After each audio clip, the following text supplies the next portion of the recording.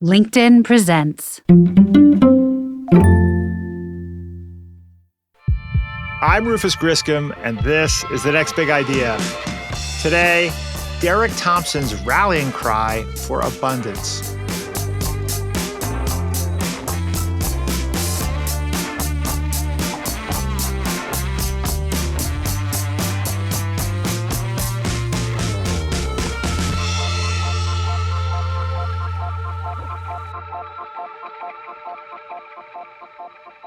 Every now and then, a book comes out that is vitally important and perfectly timed. It's in the window of every bookstore. Everyone's talking about it. That book right now is Abundance by Ezra Klein and Derek Thompson. Abundance, no subtitle, answers two pressing questions so many of us have in this moment of political and economic turmoil. How did we get here? And what can we do about it? Is there a path forward that could pull our country together and address the new, daunting challenges we face? Derek and Ezra's answer? Abundance, a liberalism that builds. An unapologetically pro-growth, pro-construction agenda to bring down the cost of housing, address the challenge of climate change, and accelerate the technologies that can transform our world of scarcity into one of abundance for all of us. You've probably heard of Derek and Ezra. Ezra is an opinion columnist at the New York Times, and Derek is a staff writer at The Atlantic. They're Democrats, but in Abundance, they are deeply critical of their own party. As Derek puts it, we have to look in the mirror and say that the reason the Democratic brand is profoundly in the shitter is not because Republicans have lied about outcomes in democratically run places, but rather, much more depressingly, because the people who live there have noticed. Democrats should be able to gesture toward California and say, vote for us and we'll make America like California. But instead, California, with its homelessness rates and its housing prices and its public disorder, is a place where Republicans can instead say, vote for Democrats and they'll make America like California. Withering, right? This has rubbed more than a few liberals the wrong way. One called it an exercise in wishful thinking. Another in The Guardian said they detect a quiet distrust of democracy lurking in the abundance argument. Meanwhile, conservative David Brooks wrote a glowing review saying Derek and Ezra inspire hope and enlarge the imagination by describing the good things that are actually within our grasp. We generally don't focus on politics here at The Next Big Idea. We have listeners on both sides of the aisle, and we like it that way. But though this episode is about politics, it's not a partisan one. This is a time of confusion and despair for many Americans, and it's in such times that we have historically come together as a nation and taken bold actions. The New Deal, born out of the Great Depression, was crafted by FDR, a Democrat, but sustained and expanded upon by Republican Dwight D. Eisenhower. Ronald Reagan's era of deregulation, which was a response to post-Vietnam malaise and stagflation, was sustained into the 21st century by Bill Clinton and some would say Barack Obama. We are now experiencing the tumultuous end of a political order, according to Derek and Ezra.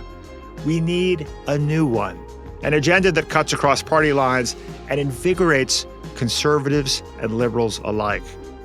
Abundance is a wildly ambitious book, a manifesto, a blueprint for a new era of American politics. You may agree with it, you may not. If it pisses you off or revs you up, we would love to hear about it. Shoot me an email or voice memo. I'm at rufus@nextbigideaclub.com. But here's my take. This is the best explanation I have encountered of how decisions that were often well-intentioned decades ago landed us, Americans of all political persuasions, in a place of pessimism and frustration. And at the same time, the best explanation of how we can expand upon underappreciated successes from our past to build a better future. This book and this conversation with Derek Thompson was just what I needed in this moment. I hope you feel the same way.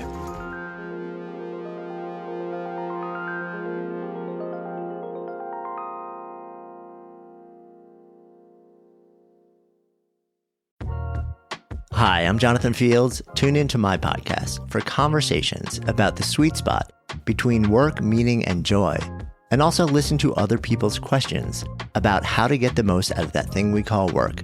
Check out Sparked wherever you enjoy podcasts.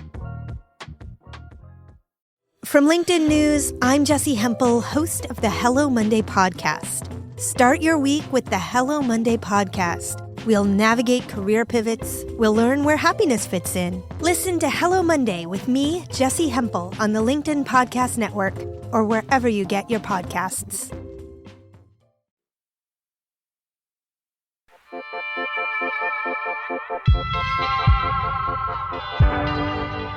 Welcome, Derek Thompson, to the next big idea. It's wonderful to be here. Thank you so much, Rufus. Derek, you open your new book, Abundance, which you wrote with Ezra Klein, with a radiant portrayal of what it might be like to wake up in the year 2050. You describe cool sheets, glinting solar panels, free, boundless renewable energy, fresh, crispy organic produce from urban vertical farms, delicious guilt-free lab-grown meat, clean water from desalination plants that have replenished our rivers, turned desert cities into gardens, less work, more pay, supersonic travel, and of course, autonomous drones dropping off star pills, miracle drugs manufactured in low orbit. This sounds lovely. It bears some resemblance to Mark Andreessen's techno-optimist manifesto and views of other libertarian leaders. It's probably not the way that many readers expected you and Ezra to open this book. Would you describe yourself as a tech utopian? I'm absolutely not a tech utopian.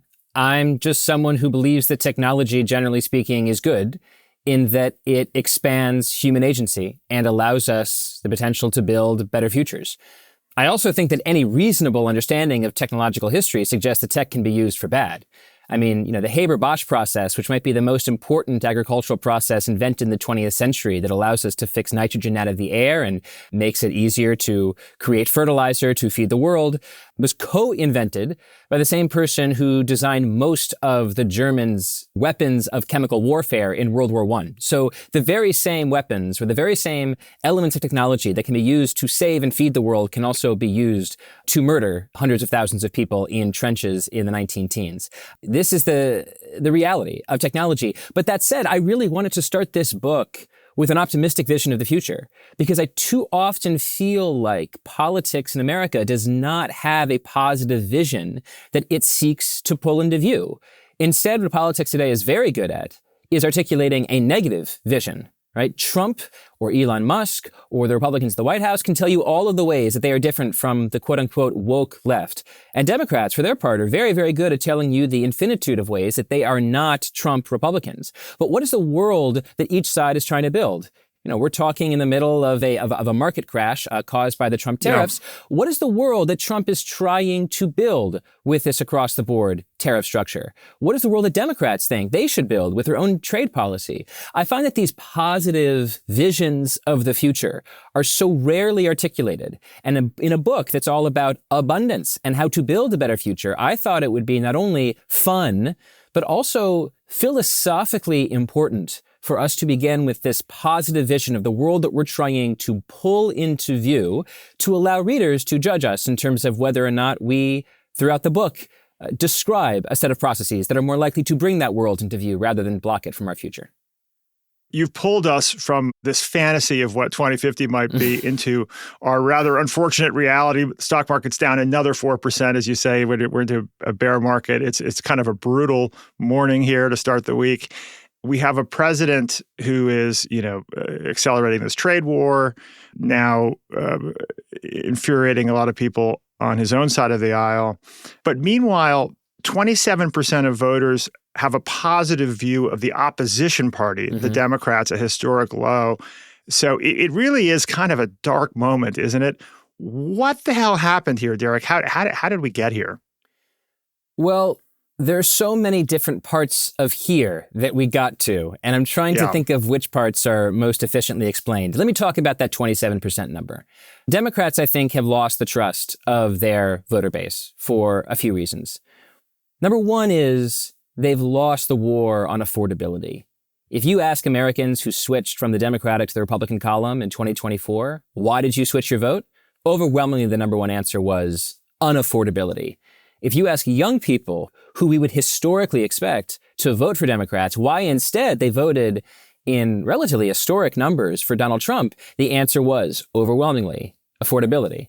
Okay, you say, it sounds like this affordability issue is rather important. Let's look at where it's the biggest issue. Well, the 5 states that have the highest rates of homelessness are all governed by Democrats. Many of the most expensive cities in America are governed by Democrats. Democrats say they're the party of the working class, but in fact, they tend to be the party that presides over pieces of geography where the working class are leaving. Hundreds of thousands of people are leaving California and leaving New York and leaving Illinois and leaving Minnesota and leaving Oregon. Why are they leaving? Overwhelmingly, again, because they cannot afford to live there. And so much of this book is about taking that affordability crisis seriously. But this affordability crisis, I think, strikes very deeply to what's wrong with the Democratic Party. People trust the Democratic Party to solve working class issues. And when, for a variety of reasons, they show that they cannot respond to the challenges of an unaffordability crisis in the 21st century, Democrats who do not feel this deep alliance to the party, who consider themselves somewhat independent, are much more likely to say, you know what? I'm sort of a liquid voter. I don't have to stay with one party concretely for the rest of my life. I'll flow to the other side. And we're seeing a lot of people flow, not only from the Democratic column to the Republican column in quadrennial elections, but also from Democratic-run states to Republican-run states every month of the year. Now, your critics, you have a few critics. Oh, is that right? Say, indeed, they would claim that there are other explanations for these trend lines, that Democrats run many of the coastal states that are home to the most sophisticated and advanced cities in the world, which are naturally more expensive. The cost of building has grown everywhere to exorbitant levels. Zephyr Teachout wrote, it would be very easy to take their critique as a muffled call for deregulation writ large. If they're not careful, the ambiguity could be used by big financial interests to make abundance a Bible for a Ronald Reagan-style deregulatory juggernaut. What do you say to your critics? Ronald Reagan was president during a period when America's richest cities were becoming more heavily zoned, more wrapped up in permitting and environmental review processes that made it harder to build a house.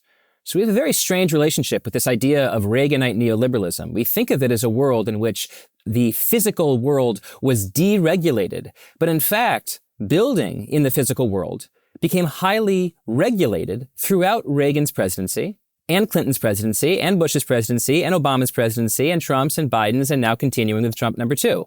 We're living in a period, a 50-year political order in which it has become easier and easier for individuals to sue the state and companies to stop them from building in the physical environment. And what has that done? It has, among other things, made it harder for markets to work in the places where housing demand is rising. So to unpack that a bit, why is New York so expensive? And Los Angeles so expensive? And San Francisco so expensive, and Seattle so expensive, and Portland expensive, and Austin? Well, in many cases, it's because people want to live there.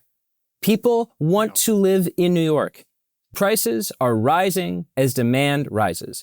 And in many of the cities that I just named, there are explicit rules, zoning laws, historic preservation laws, permitting processes, environmental review processes that make it hard for supply to meet demand. So yes, there is a world in which I think housing abundance, I would even say housing justice, requires allowing markets to work. If someone wants to call that neoliberalism, well, I don't believe in some kind of autocracy where I control the words other people use. They can use whatever word they want. But they should recognize that these are rules that grew up in a world that was overseen by Ronald Reagan. In many ways, a highly regulated local housing market is a fruit of neoliberalism, an ironic outcome of this era of neoliberalism. And one thing that Ezra and I are calling for is a deregulation of markets where regulations, let's just use a simpler word, where rules get in the way of the outcomes we want. Progressives say they want housing abundance, so why do they preside over a set of rules that makes it harder to build housing? Progressives say that they want clean energy abundance. So why, in so many states governed by Democrats, like, say, Massachusetts, do we find every possible way to make it harder to add wind and solar, enhanced geothermal, and often nuclear? Our processes are out of step with our outcomes. And to identify that schism between process and outcomes does not make me, I think, a Reaganite neoliberal. It makes me a realist. You deliver some tough love in this book to your liberal brethren. And I think you and Ezra have said that you've chosen to address liberals because you think that they may be best positioned to solve these problems, right? So many liberals that I know have had a sense of just confusion and frankly, been in a state of depression and incredulousness over what's happened. And I think part of what your book does is it says, hey, we as Democrats need to take ownership of our participation in creating a lot of these problems. And housing policy you describe as like the quantum field of urban policy. It permeates everything. Mm-hmm. You see this as the epicenter of, in many ways, the failure of Democrats to deliver on what we have aspired to deliver on. Is that a fair statement? I think that's a very fair summary. You know, Democrats should be able to gesture toward California and say, vote for us and we'll make America like California. But instead, California, with its homelessness rates and its housing prices and its public disorder, is a place where Republicans can instead gesture to California and say, vote for Democrats and they'll make America like California. Right? What a terrible outcome, where the places that we hold the most power are advertisements for our opposition rather than advertisements for our movement. This is an embarrassment. We should, of course, try to find a unifying message that allows Democrats to take on illiberal Republicans like Donald Trump.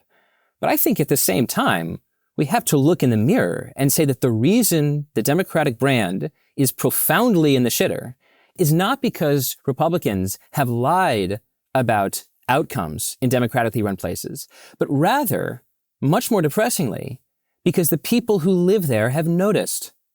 They've noticed that the words that we use to describe the world we want no longer describe the policies we put in place to get there, right? We live in a world where there are, this is, maybe a little bit cheap, but I think it's a fair point, yard signs saying kindness is everything and no human being is illegal, placed in the front yard of homes where the backyard is zoned for single-family housing and the family occupants rail against any effort to build local development.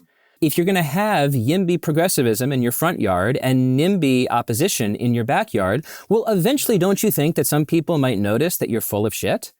Yeah, and so I think that in many cases, what's happened to the Democratic Party is that this hyperfixation on language over the last few decades, and certainly the last few years, has coincided with a policy failure to emphasize affordability, to emphasize material reality, the basic material needs of people, housing, clean and cheap energy, technology that improves people's lives, scientific breakthroughs that make people's lives better over time. These are the pillars of our book, and I think they could be the pillars of a Democratic Party.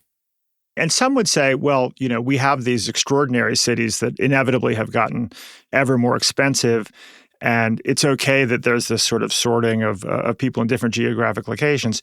But you guys make the case that the cities are where wealth is created, not just displayed. Mm-hmm. This seems very important. What's at stake here?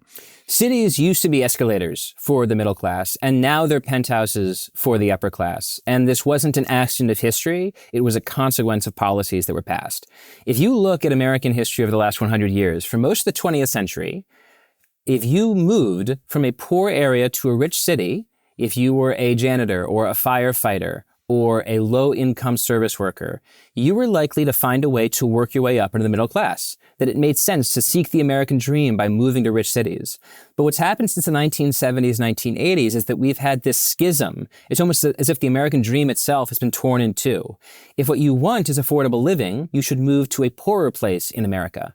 If you want is upward mobility, it turns out that upward mobility, right, the American dream, being able to earn more than your parents, is much more likely to happen in these superstar cities, right, the highly productive cities that everyone listening to the show can name off the top of their head. That's not a world that's always existed. You used to be able to move to the so-called superstar cities in order to afford a life and build your way up. And now you can't. Yeah. And that's because in so many ways, we've gated the city. We've turned the escalator into a penthouse with our own actions. You know, I wonder if this doesn't help to explain this division of our country into two entirely different economic realities and two different sensibilities, this resorting into sort of urban versus rural, because we know that there's a relationship between the size of cities and innovation. Research has shown that a 1% increase in population density results in a 0.15% increase in patent intensity. And the way this scales is pretty extraordinary. So I couldn't afford to move to New York City when I was out of college. It took me 3 or 4 years to save it up enough to move to New York City. But I have felt like the city has been in some respects like a co-founder of my different startups and absolutely essential to my sort of career journey. And so the implications of kind of making it cost prohibitive to a huge swath, really the majority of Americans to live in these big superstar cities is, you know, profoundly polarizing potentially at the end of the day. Do you think that's fair? I think there's a lot to that. I love the way that you talked about the city being a co-founder of your companies. And it's interesting to broaden that out and think about cities as being co-creators of upward mobility, right? As if the city itself is a kind of mentor that is available to anybody who wants to make themselves available to it. Well, now imagine a world in which we recognized America's most productive cities as being this kind of co-creator of middle-class wealth, a co-creator of upward mobility, a mentor for getting on that escalator and working your way up into the American dream. And now imagine knowing all of that and deliberately making it harder for lower and middle class people to move into cities by making it harder to add housing, by restricting the supply of homes and thus inevitably accelerating the appreciation of residents in those areas. This is a decision that we made that has enormous consequences for the U.S. economy and much more humbly for individual families. Right? This is about the next 19-year-old Rufus who can't move to the place he wants to move to. And as a result, his life is funneled in some totally different direction. Yet even more tragically, it's about the 19-year-old Rufus who was born in the Bronx or Brooklyn or Manhattan and can't afford to stay near his parents because it's too expensive to live there and now has to move again, thus making life harder for both him and his parents. I think that it's easy, I think, in some of these ways to talk about, housing policy or like zoning policy or environmental review, these like big, sweeping, abstract terms. This is about people's effing lives. This is about freedom. It's about the freedom to live where you want and to remain where you want if you happen to be born in these cities. And instead what we see is the working class being pushed out of cities that we recognize as being co-creators of the American dream. I mean, this really is heinous public policy. And if Americans get frustrated at it, well, it's not because they have been doused with conservative, illiberal misinformation. It is quite the opposite because they have marinated in the accurate information of their local environment. I love your language, marinated in the accurate information. Democrats, of course, have been talking about the importance of affordable housing for a very long time and have been pretty good at throwing money at it. You referenced recently the mayor of Chicago bragged about spending $11 billion to build 10,000 housing units, which works out to $1.1 million per housing unit. Meanwhile, the median home price in Chicago is $350,000. What's going on here? Why can't we do it? So I actually heard from a advisor to the mayor that those numbers were off. So I no longer want to represent those numbers as being true, but I do want to represent what those numbers mean. What they mean is that the mayor of Chicago thought it was a credit to his administration that they managed to build $11 billion of housing without even caring about the unit costs of each new housing unit. That's a problem because it suggests to me that he, like so many other Democrats, associates success with how much we can brag about spending rather than how much we actually build, right? This is the same mentality that leads, for example, to Joe Biden bragging about the $1.2 trillion bipartisan infrastructure law, which had $50 billion reserved for broadband rural and electric vehicle charger stations, practically none of which were built. So you have if you Google, all of the braggadocious language about the infrastructure bill, oh, it's the most important thing we've passed in decades. It's, the Great Society is back. This is the most important FDR-ish administration since LBJ. And then what actually happens, right? Close to nothing. That's a world in which you are so fixated on the dollar amount of what you authorize that you pay so little attention to what you actually build with it. I would also go on to say it's very similar to the fact that California bragged, 17 years ago about authorizing $33 billion to build high-speed rail, and then practically no high-speed rail is actually built, right? Over and over again, we have a story about a $1.7 million public toilet that's built in Noe Valley, San Francisco, because it was simply so expensive to get all the permitting and environmental review to actually get that toilet in the ground. So this is not a one-off. This is not just about one deleted tweet. This is about a mentality that has emerged on the Democratic left that associates success with the dollar amount you can brag about, rather than associating success with the housing units built, the solar panels sited, the wind turbines hooked up to the grid. That's what actually matters. A dollar on a piece of paper a dollar amount on a piece of paper in Washington, D.C. doesn't do anything for anybody's lives. All it might do is raise expectations that you have no clear plan to actually fulfilling. And this, again, goes to, I think, why, if not all people leaving the Democratic Party, lots of people within the Democratic Party have become quietly enraged by the processes of liberals today. And also, I would say, not so quietly, maybe excited about a project like this, like Abundance, which provides a kind of permission architecture for talking about this stuff, right? We're trying to give people a language to see the world they could already see, but not quite say they see. And that's what we're trying to do, is give some liberals the ability to say they see what they've already noticed. And step one here is humiliation and shame and embarrassment, which is appropriate. Like in your example of high-speed rail, you write, in the time California spent failing to complete its 500-mile high-speed rail system, China has built more than 23,000 miles of high-speed rail. It's pathetic, it's embarrassing, and we need to feel the shame and decide to do it differently. Yeah, and sometimes what people will say, oh, well, by that comparison, you're saying that America should just be like the Chinese Communist Party, right? Some authoritarian party structure that essentially runs rampant over people's lives. We're not saying that at all. There are a lot of numbers between 0 and 23,000, right? There's a lot of numbers you can say is the right amount of high-speed rail to build that doesn't require absolutely flatlining neighborhoods that already exist, but also means building some kind of rail system on top of our own. And right now in California, what you have is a situation where the reality is 0. And, I think that right now, when we talk about deregulating government, what we mean is finding ways to get government out of its own way. We know we can build things in this country. We sometimes just choose not to. So, for example, this is maybe a question you were going to ask, but I'll just get ahead of it now. A couple of years ago, a bridge in I-95 collapsed in Pennsylvania. And this was an absolute disaster, a clear infrastructural catastrophe, not only for the lives lost, but also because 600,000 cars, I believe, drove over that bridge every single day. Well, the governor of Pennsylvania, Josh Shapiro, could have said, America is a system of laws and customs and rules, and we have to abide by those laws and customs of rules.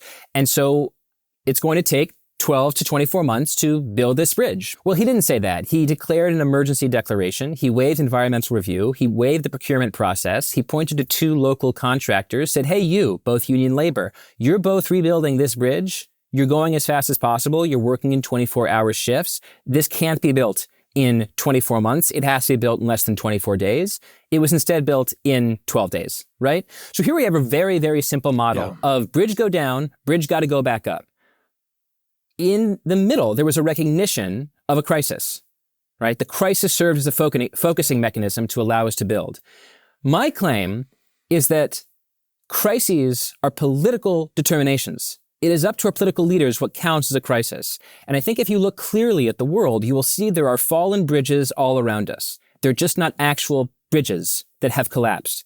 They are homelessness in Portland, or homelessness in Seattle, or the housing crisis in Los Angeles, or the housing crisis in San Francisco, or the clean energy construction crisis in a place like California or Massachusetts. These two are fallen bridges that require their own emergency.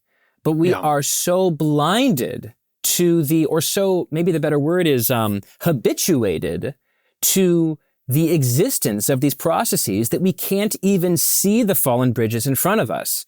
And one thing this book is just trying to do is to get people to see that we live in a world of fallen bridges, and we have the power to declare emergencies to put those bridges back up.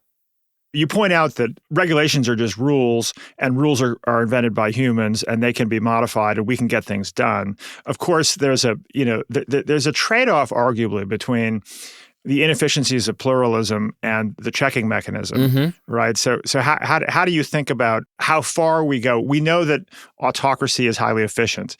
How far should we be moving in that direction? I think you said that Democrats are too bureaucratic, Republicans are too autocratic right now. Where's the happy medium? Well, there's a huge amount of space between taking 30 years to build 5 miles of high-speed rail and junking the entire Constitution and throwing it in the dumpster and declaring random tariffs in every country in the world. I think that we should operate according to the Constitution. NEPA, the Environmental Policy Act, is not in the Constitution. CEQA, the California version of the National Environmental Policy Act, NEPA, is not in the Constitution. These are laws that were often passed with very little fanfare, that created a set of procedures that now makes it impossible for many places governed by liberals to achieve liberal ends. This is where we should change laws, because we are not bound by any constitution. We are bound merely by the power of and opinions of the leaders, electeds, and elites who can change the law. And in California right now, there's a bill that was just introduced, or a package that was just introduced, that requests waiving CEQA for urban construction, especially near transit zones, accelerating permitting processes for clean energy projects. Right? This is not China. That's just saying we passed a law 40 years ago. It served one purpose 40 years ago. It now serves a totally different purpose now. We are not under the thumb and power of people who passed laws in the 1980s or 1970s that are now dead. We can pass new laws. And you should just do it. So, I also think it's important to say that, when people often ask in this project, are you, Derek and Ezra, are you guys just closet Republicans? Are you just closet Texas Republicans because you want to build houses like they do in Houston and Austin?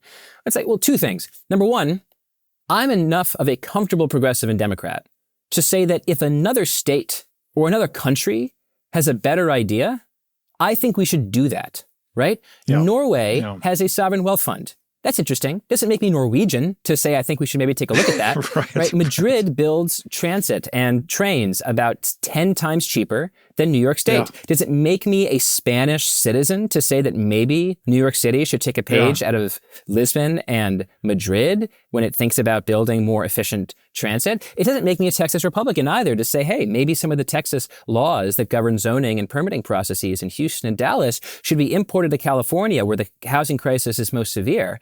So one, I think progressives should be confidently capacious and even curious, not to be overly alliterative, in their search for who has the best ideas to achieve their ends.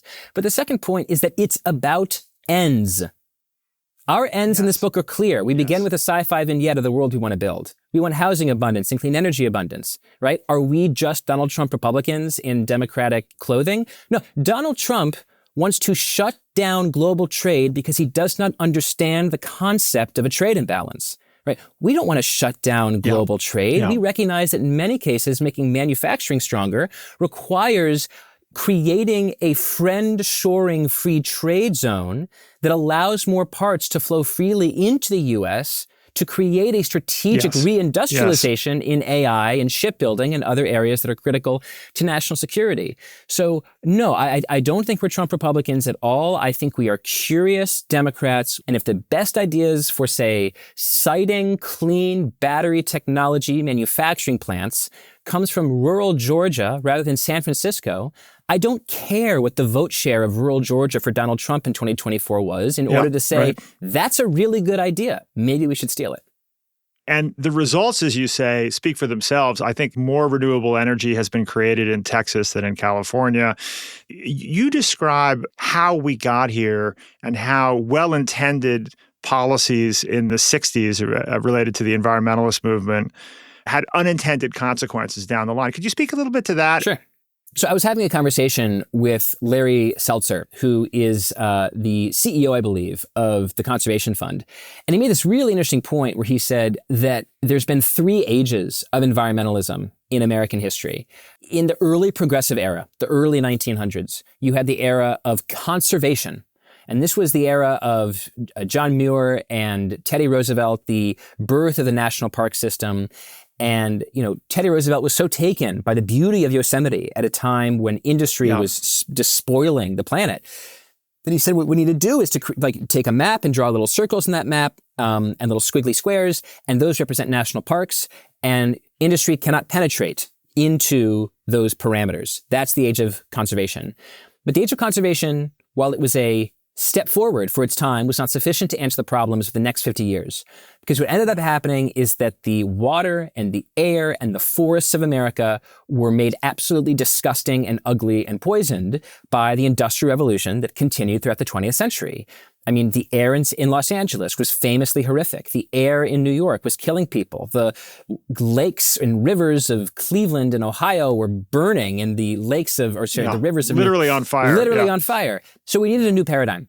And we shifted from the era of conservation to the era of regulation, right? We said we need a Clean Air Act, and so we got one. We need a Clean Water Act, and we got one. We need acts to protect migratory bird species and endangered species, and we need a National Environmental Policy Act, and we got all of that.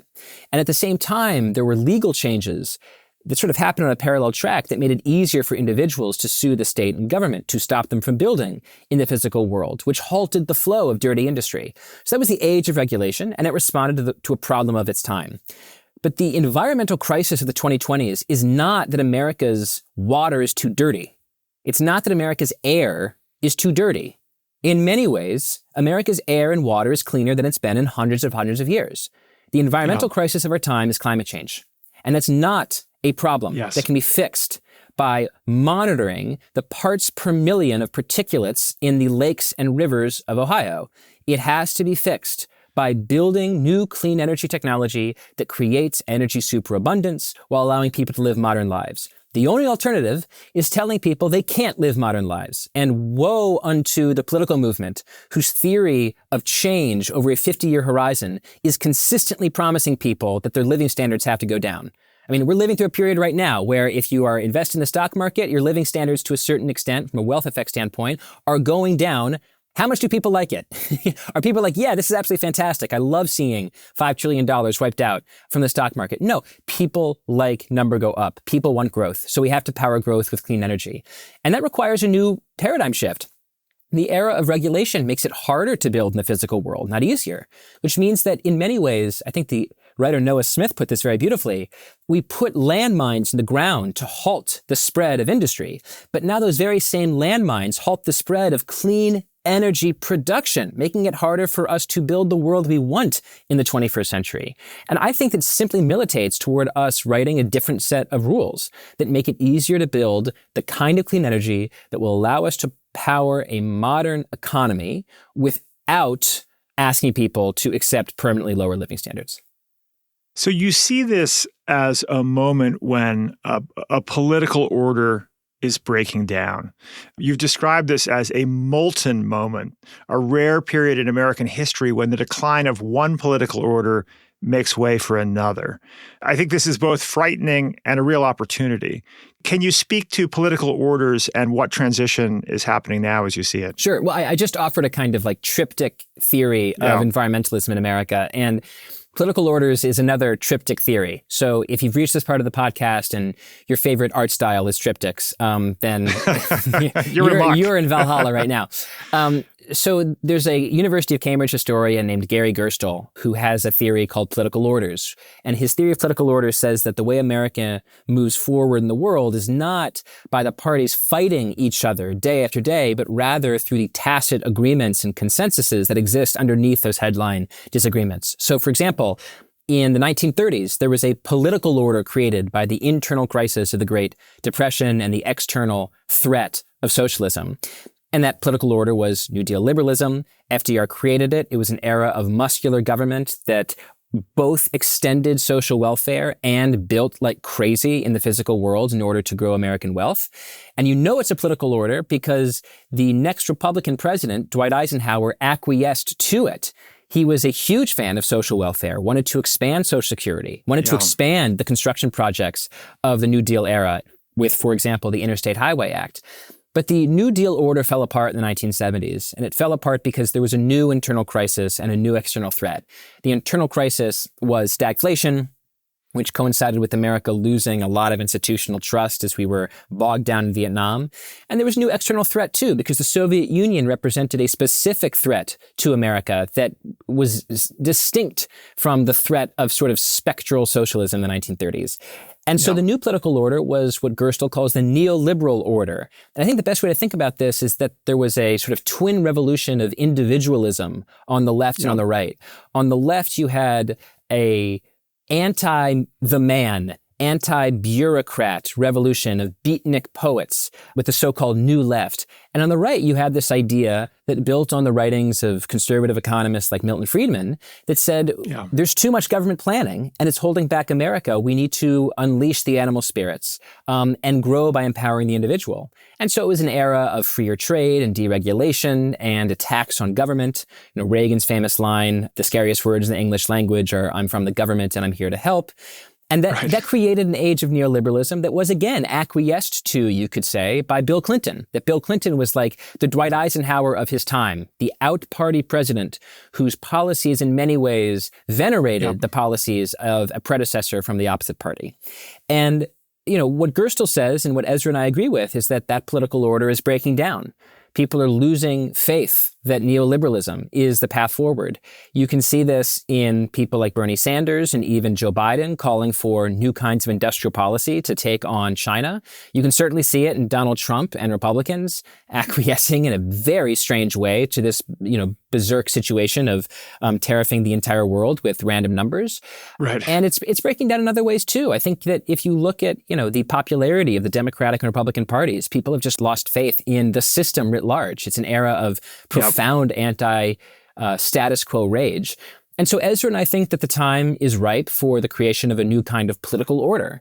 And it's not as if abundance is, you know, the only horse in the race here. This is a crowded race. There's a lot of ideas on offer. But what we're saying is that if you consider the sort of new internal crisis to be an affordability crisis and a loss of faith in institutions, and you consider the sort of external threat to be China and its ability to build, the threat that it poses toward Taiwan, the threat that it poses in the Pacific, and its geopolitical relationship to the US, well, we need new ideas for a new political order. And our ideas involve a muscular, effective government focused on a handful of very specific ends: housing, clean energy, technology that is critical to our national security, like especially semiconductor manufacturing, and a new approach to science, which is more, hopefully, purposeful than this sort of smash and grab situation that we're seeing with the NIH today. I think an earlier version of the title was the abundance agenda. You see this as an agenda that could potentially be embraced by both parties and form a new political order. Let's talk about what that vision is. We want competent government that can build, but build what? We talked about housing. We've talked about the importance of a new green electric infrastructure. I think you've also said that building a machine for good science is essential. Mm-hmm. Yeah, there's a long chapter in this book that's devoted to understanding the role of science in liberalism and progressive causes, and thinking in a reformist way about how to improve America's invention agenda. You know, I think that for unfortunate reasons, the left, liberals, have fallen out of practice with, or even fallen out of love with, talking about technology in a positive way. It's a complicated message, and maybe it's not true for a lot of your listeners, but I don't see a kind of defense of technology at the heart of a lot of modern liberalism. And while I understand that to a certain extent, because there's a lot of anger at the social media companies, and there's a lot of anger at the fact that, Elon Musk, maybe the most famous technologist of our time, decided to take up and leave California and Texas, where his businesses are located, and move to Washington, D.C. to be a hype man for the president. Quick interjection here, Derek. Sorry. There's been a really interesting shift here, right? Because Obama was cozy with tech leaders. And as you say, we had a real shift in public opinion about the sort of beneficence of technology following, the introduction of the iPhone, challenges with teenagers. Jonathan Haidt's we've had on the show talking about that. And I agree with John about a lot of his work. Absolutely, right. So I think that, and obviously we've had a defection of the oligarchy from a cozy liberal relationship. So there's been a transition here in the last decade that I think is pretty interesting and deserves attention. Yeah, and I'm not going to pretend that I can explain the entire schism. I see several, say, tributaries to this particular delta. One is the election of Donald Trump in 2016. Yeah. After 2016 and going into 2017, skepticism toward social media companies took off, and many people claimed that Facebook elected Donald Trump. It's very, very difficult for Democrats to define themselves as pro-technology when they associate technology with social media, and they believe that social media is responsible for creating a mayhem of disinformation that elected their political opponent. I think that's one part of it. I also think something that's happened over time is that Democrats have slowly become less interested in production and gotten more interested in consumption. And so you see, for example, like where Democratic energy is in passing new pieces of legislation. Before Joe Biden, right, there was a lot of interest in making healthcare universal, something I support, interest in maybe expanding the earned income tax credit or expanding welfare, making it easier for low-income people to have more money. I want low-income people to have more disposable income that flows their way through taxes on the wealthy. But there's a supply side to the economy. And if you constrain the supply side while you infuse the demand side, what you're going to get is inflation. Either inflation writ large or inflationary dynamics in particular markets, like giving housing vouchers to people to buy homes in cities that are supply constrained, which just drives up the price of housing entirely. So I think that part of it has to do with Trump. I think part of it has to do with a long-term shift from sort of production toward consumption. And I think part of it has to do with the fact that, like, look, as I said at the top of the show, all technology isn't like penicillin, right? There's a few achievements of science and technology where it's very difficult to think of the downside. Like Google Maps. If you're like Derek, like make the bear case about Google Maps. I'd be like, I don't know. I'm a little bit worse at like orienting myself without a phone, but like kind of who cares? Like Google Maps has saved my ass so many times. Like I'm just pro Google Maps, right? Most technology is not like Google Maps or penicillin. A great deal of technology, by amplifying human agency, gives us more power to do both good and evil. And by making life more convenient, amputates by acceleration. What is the quote from? I think it's Marshall McLuhan. Every augmentation is an amputation. The ability to talk to people over our phones and over our computers is a clear augmentation. It makes it easier for me to talk to my grandmother who lives in Detroit. It makes it easier to talk to my sister who lives in California. But it also makes it easier for me to talk to anonymous hordes on X. It makes it easier for me to talk to anonymous hordes on Reddit. It makes it easier for me to talk to people who live in my city. And we've seen that the augmentation of telecommunications technology has assumed or involved the amputation of face-to-face communication, right? People spend more time alone than ever. So I think that liberals fell out of love with the future and fell out of love with technology for, in part, the reason that they felt the technologies they saw were not objectively improving their lives. That said, I see science and technology as being utterly core to my vision of a better world.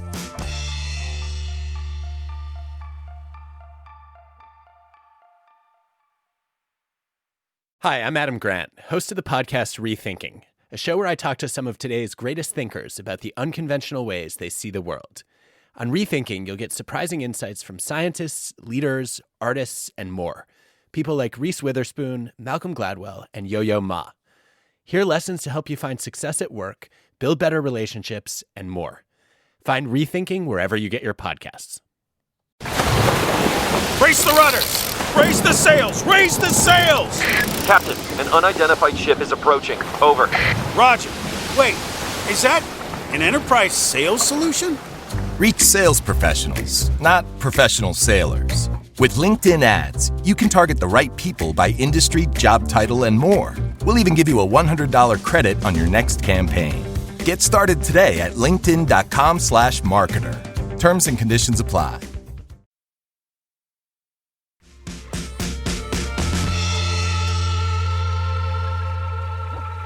You've said that technology is the headwater from which all goodness flows, which is a strong statement, but I agree with you. And meanwhile, we have a few massive projects that are urgent right now that require kind of, moon landing scale, decade-long initiatives. One of the big ones that you talk about is our energy and climate crisis and the necessity to replace 1 billion machines with clean alternatives, cars, heating systems, stoves, dryers. 60% of our electricity in the U.S. today still comes from fossil fuels. We need to build, the entire supply of electricity twice over between now and 2050. The scale of this build execution that we need is just massive. It requires a level of efficiency and focus that we have not had for a very, very long time. And the consequences of failing are dire.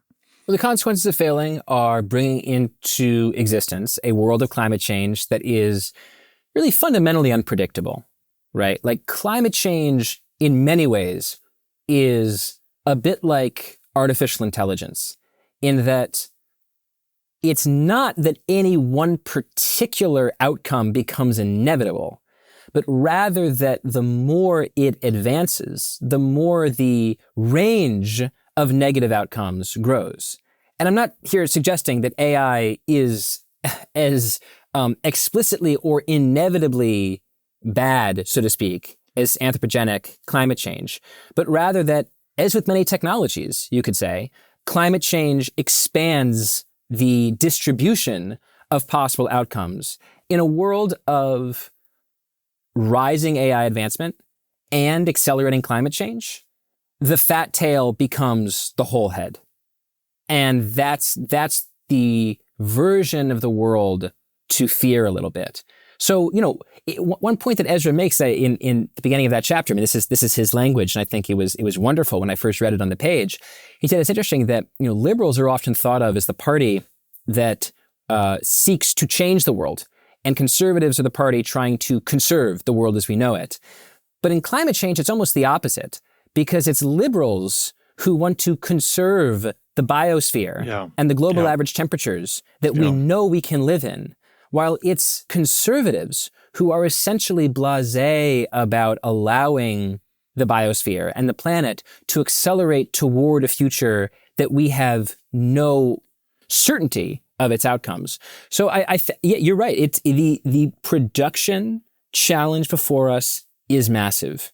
The amount of machines we have to build and the amount of energy we need to build to power those machines is truly daunting. And to read it on the page is like to feel a pit in your stomach, like, oh my, can we do this? Maybe we can, maybe we can't. I can't see the future.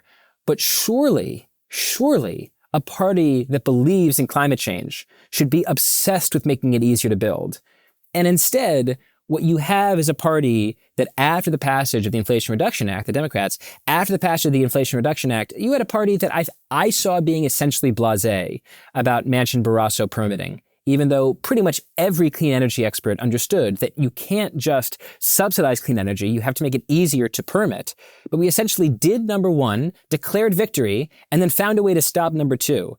This is not evidence of a movement that is obsessed with outcomes. It is, like I said, evidence of a movement that is obsessed with dollar amounts authorized, but pays way too little attention to what you actually do with that money. And if we do blow past the, 4 centigrade increase in heat of the planet. I mean, the consequences are potentially disastrous. To avoid this, you all right, we need to bring on 2 major solar facilities, each covering 2,000 acres every week for the next 30 years.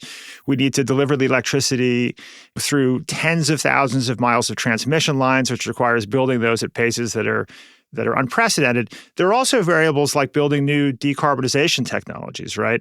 Which would, by 2050, you're right, the world would need to permanently remove 10 billion tons of carbon dioxide from the skies every year to avoid the most catastrophic effects of climate change, whereas to date, we've only removed 10,000 tons mechanically. So really high stakes, huge opportunity, but at the same time, we have incredible accelerating technologies, and the history of our ability to have collaboration between government and the private sector to do extraordinary things is wildly inspiring. And this is a country that has done this over and over historically. Do you want to speak to that history? And I think there's so many people listening who probably don't fully understand what a huge role the U.S. government has played in the advance of technology and the success of American companies for, 50, 60, 80 years. Sure. I'll just give 2 examples. First, I mentioned penicillin earlier, maybe the most important medical technology of the 20th century. Many people who sort of know their science history know that Alexander Fleming accidentally discovered penicillin when a mold sort of blew in through his laboratory window and landed on a petri dish and liquidated a bacterial colony. That's a very cool story. But 13 years after Alexander Fleming discovered penicillin, it had barely been used to save anybody's life. The reason penicillin exists as we know it is that Fleming, Florey, and Chain, the scientists who won the Nobel Prize for their co-discovery and working on penicillin, took penicillin to the US.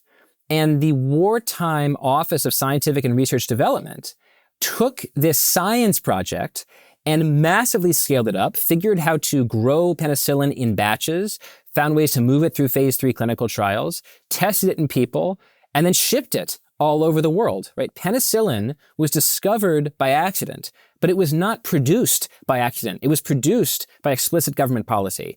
And too often, I think America sort of like discovers things and then just like allows the rest of the world to like build them. Like the US discovered the transistor, but the most advanced semiconductors are made in Taiwan. The US invented solar cell technology. The frontier of that world is in China. The US invented the elevator.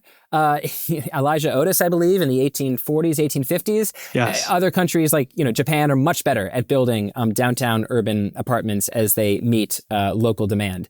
So again, nuclear power plants. The US helps to invent nuclear power, and then other countries take the lead on nuclear power. Over and over again, the US has just invented without building or inventing without implementing.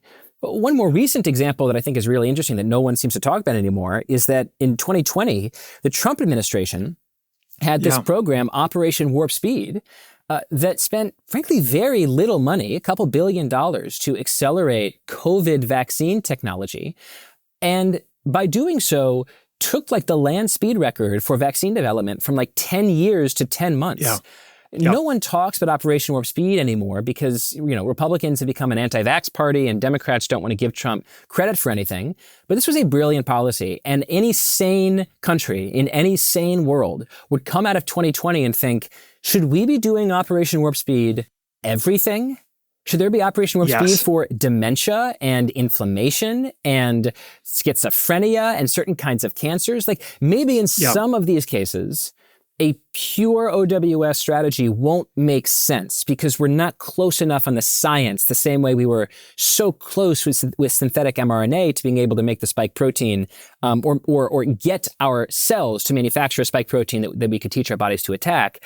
But I'm sure there are many technologies, GLP-1 drugs. Why isn't there like an Operation Warp Speed to make a super GLP-1 drug that not only helps people lose weight, but also reduces inflammation, and then also maybe is like matched with like a Mighty Mouse molecule that helps people retain muscle as they're taking it, so you don't get sarcopenia if you're an older person on GLP-1 drugs. There's so much that we can do that we just don't do. And again, it's because America is typically at its best when things are at their worst, right? We turned penicillin from a science experiment into the world's most important technology during the World War, right? When the scale is we have to beat the Nazis, we're amazing. When the scale is we have to beat the Soviets, we invent the internet and send a man to the moon.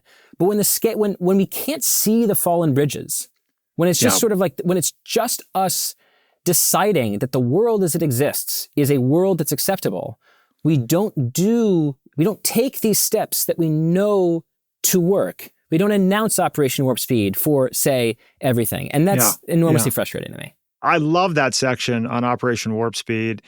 And it is astounding. I mean, the U.S. spent less than $40 billion to develop, produce, and buy mRNA COVID vaccines, prevented up to 20 million deaths worldwide. It's so shocking that this story of Operation Warp Speed has become a political orphan, as you put it, because, as you say, the Dems don't want to give Trump credit. The Trump base has too many anti-vaxxers. And it just speaks to the pettiness of our politics. Yes, it does speak to the pettiness of our politics, and also just to the inability of some people to pay attention to reality. I mean, Operation Warp Speed achieved objective things that people just don't want to talk about. And that's just astonishing to me. I mean, imagine, Rufus, for example, what if we put a man on the moon and then neither party ever talked about it ever again? Right? The Democrats were just like, that was kind of embarrassing. And Republicans were like, the moon landing didn't exist. It was like Stanley Kubrick. And so like all you had was just conspiracy on the one side and denial on the other side. And so we just never talked about the moon landing again. It's just strange to think about. And here we have a policy that, I don't want to like disparage the moon landing, which was quite awesome, but the moon landing did not save that many lives. Right? Like the moon landing was very cool. It accelerated semiconductor manufacturing and brought down the price of computer chips. It did not save a lot of lives imminently. Here, we landed a man on the moon and saved 5 million lives. And the lesson that we took from it is, let's just never talk about that one again. I mean, truly, like, it doesn't make any sense to me.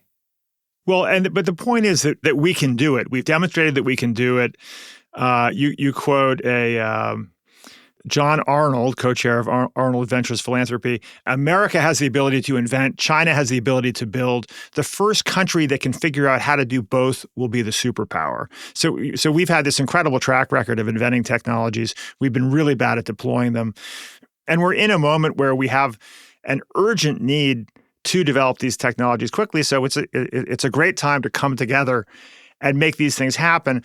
Yet another example of this urgency is artificial intelligence. And in the case of artificial intelligence, there's in a worst case scenario, there are those, I have fears about how superintelligence plays out. And if it plays out badly, we might feel in some decades to come that the degrowthers had a point. But we seem to be at an inflection point where there's nowhere to go but forward. And there's an argument, we've discussed this on this show with Harari and Bill Gates and all sorts of people. And it's imperative for the future of democracy, arguably, and for the health and safety of the world, that the right countries develop AI more effectively. And this could prove to be a technology that solves a lot of these other downstream challenges. But to do so will require not only the right partnership between government and industry, but also energy abundance, right, in order to support the server farms that are necessary to build these technologies. Yeah. AI is interesting because abundance is both an input and an output of artificial intelligence. You need an enormous amount of energy in order to run these data centers and train these models and run inference, which is to say, allow consumers to use the models. But then also, they create this possibility of abundant intelligence, which means many different things in many different situations, right?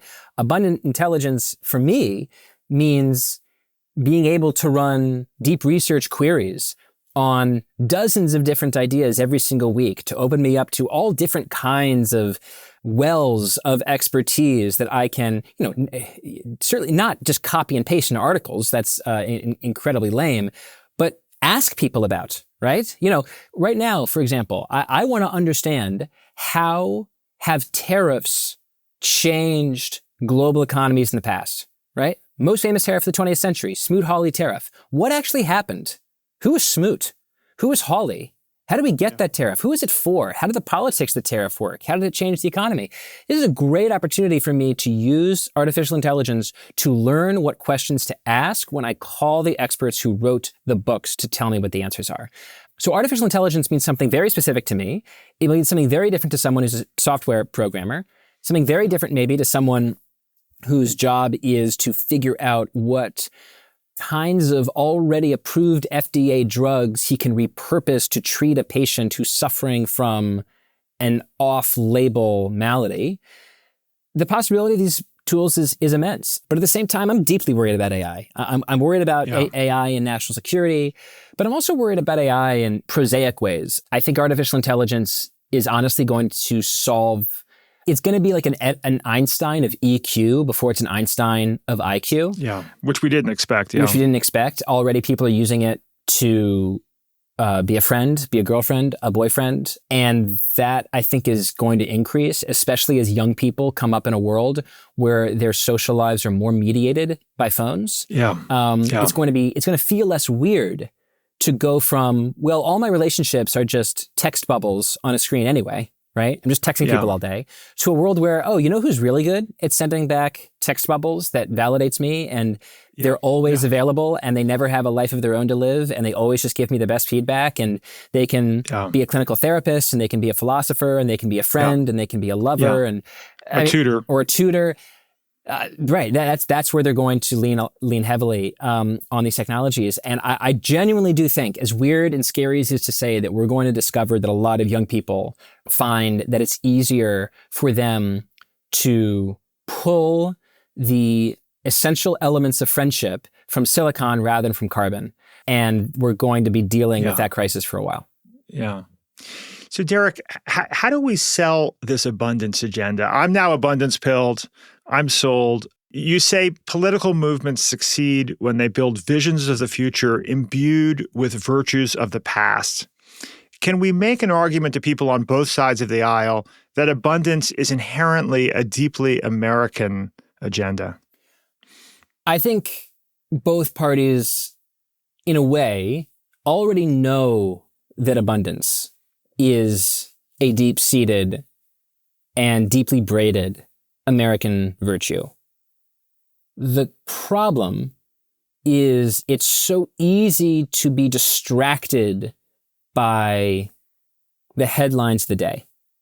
It's easy, I think, on the right to be captured by Donald Trump, whose views, I think, in many ways are scarcity first, right? Yeah. You solve the manufacturing crisis by having, or the lack of manufacturing by having less trade. If we don't have enough houses, first thing let's do is reduce the number of immigrants, right? Meeting scarcity with scarcity. But I really do think there's an abundance faction in both the Democratic and Republican parties. And that's what makes me mildly optimistic that something like this could be a political order, is because there are factions within both parties that I think want abundant housing and abundant clean energy, or certainly abundant energy. I actually think, if you look at Texas also, they like abundant clean energy as well. And that see the value in technology and in science. But like I said, I never want to do like anti-advertising for my own book, but let me say something that I think is just important and true. There'll be an election in 2026. There'll be an election in 2028. People don't vote for books. People don't even necessarily vote for ideas. People vote for people. When FDR inaugurated the New Deal order in 1932, were people voting for John Maynard Keynes? Were they voting for the concept of expansionary, like fiscal expansionism? No, they were voting for one man's charisma, I think, in many ways. Yes, the arguments he was making, but they were voting for a person. With Ronald Reagan, people were not just voting for like Milton Friedman's books. They were voting for Ronald Reagan, one of the most charismatic people who ever lived. People vote for people. So what's the job of a book like this? Well, we live in a world of rolling crises. We're in a crisis right now. We'll be in a crisis in a year. We'll be in a crisis in 2 years, right? Crisis doesn't stop. And in a crisis, what happens is people in power reach for whatever ideas are on the shelf to explain that crisis to themselves and to the public. It's the writer's job to stock the shelves with better ideas. That's all a book like this is doing. We're just stocking the shelf of ideas. with a volume that we think is superior to the volume of ideas that existed before it. We're not trying to get this book elected president. We're not trying to get this book to form a new, a caucus in the Senate. We're trying to just make available to the people in power a set of ideas about the world that in today's crisis and tomorrow's crisis, when they need an idea to lean on, they can reach out a hand without moving and pull these ideas off the shelf and say, this is the way forward. Set goals for the world you want to build. Reason back from that about the processes that are useful to build that world. Don't be embarrassed about junking rules that worked 50 years ago and no longer serve your purposes now. Connect the laws that you use to the outcomes that you're seeking. Value human life and recognize that housing is the quantum field of urban life. It is the thing that connects to everything else. Recognize that energy is the universal input. Recognize that science and technology are the headwaters from which all material progress flows. I think if you do that, if you reason from those first principles, I think you end up with a world that is much better than the one that we might end up in. Well, Derek, I just love talking with you. You finish sentences like a gymnast lands double handsprings off a balance beam. And more importantly, you make a lot of sense. And I think decreasing scarcity will lead to more connection and meaning and purpose. Thank you so much for taking time to be with us today. Thank you, Rufus. This was fun.